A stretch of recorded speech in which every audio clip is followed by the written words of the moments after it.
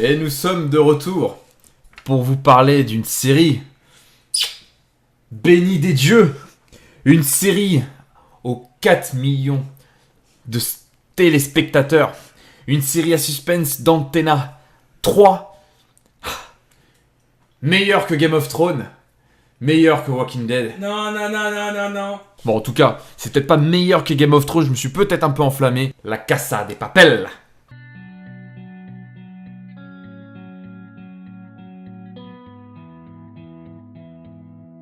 Alors juste avant de parler de ce casting 5 étoiles, je voudrais juste faire une petite parenthèse sur le pitch de cette série, série espagnole.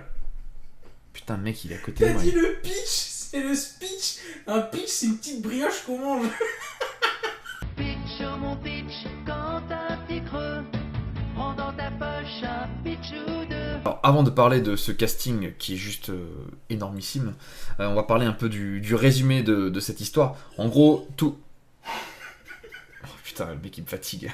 Ça parle de l'histoire en fait d'une personne qu'on appellera le professeur et qui va du coup mettre en place un plan ingénieux qui est celui de braquer la maison royale de la monnaie et du timbre en Espagne. Alors pour cela, le professeur va suivre de très près 8 personnes qui vont avoir une compétence et aussi des caractères bien précises pour mener à bien son plan, son fameux plan. Ces 8 personnes vont avoir aussi un vécu, un lien entre eux, hein. Et surtout la particularité c'est qu'ils vont jamais s'appeler par leur prénom, ils vont s'appeler par des noms de villes. Et 5 mois avant le braquage, il va les former. Et il va aussi les mettre au courant de son fameux plan, un plan infaillible qui va du coup anticiper toutes les étapes de ce braquage. Parce que forcément, vous me dites tiens, hey Gwegwek, viens on fait un braquage. Ouais, j'arrive. Merde, je me fais tomber. Voilà. Je suis là. Gwegwek n'aurait pas de plan. Gwegwek, le but du jeu, ça va être qu'il va essayer de voler l'argent et partir le plus vite possible. Ah, non, voler. Là, le professeur, lui, c'est complètement l'inverse. C'est qu'il faut y rester le plus longtemps possible. Sauf que forcément, il va y avoir des otages. Et les otages vont un peu aussi graviter dans toutes les histoires du plan, hein. Putain, il me perturbe. Mais qu'est-ce que tu fais? Putain.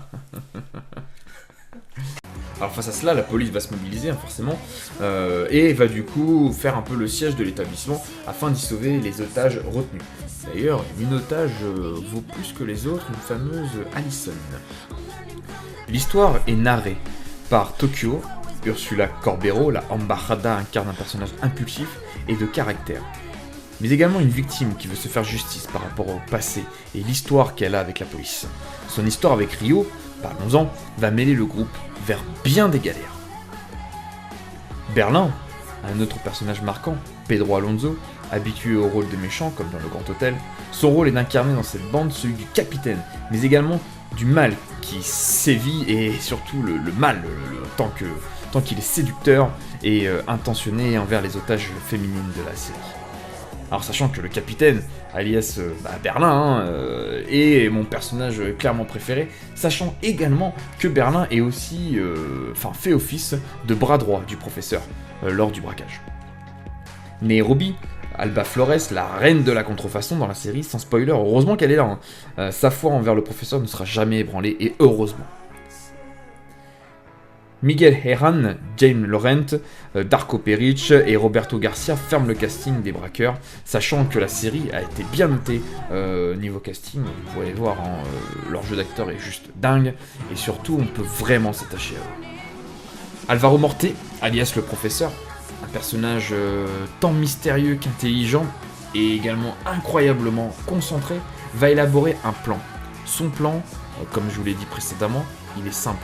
Il va être de mettre en place un braquage où il va falloir rester le plus longtemps dedans, vivre avec du coup ses otages, mais également fabriquer un maximum de billets pour après se faire la malle.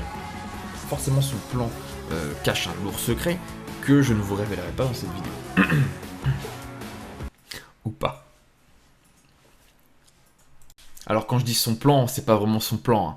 C'est un plan. Hein. Merci papa.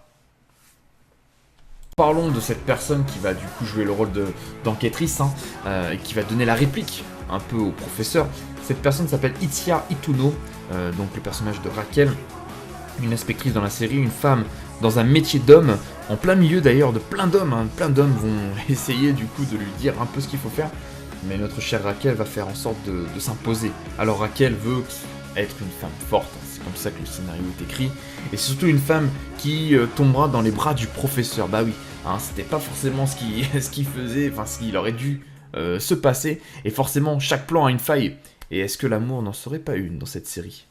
On se retrouve pour une prochaine vidéo, je pense certainement sur Game of Thrones et notamment tout ce qui entoure un petit peu le personnage de Daenerys parce que en ce moment il y a énormément de choses qui passent sur YouTube et je me dis que c'est le bon moment pour reprendre des vidéos sur les personnages de Game of Thrones, c'est quelque chose qui m'intéresse énormément et d'ailleurs s'il y a des personnages ou même des séries que vous voulez qu'on parle, qu'on défende, même pour Guillaume, même pour moi, peu importe, dites-les dans les commentaires, franchement, n'hésitez pas quoi. Now we need some space.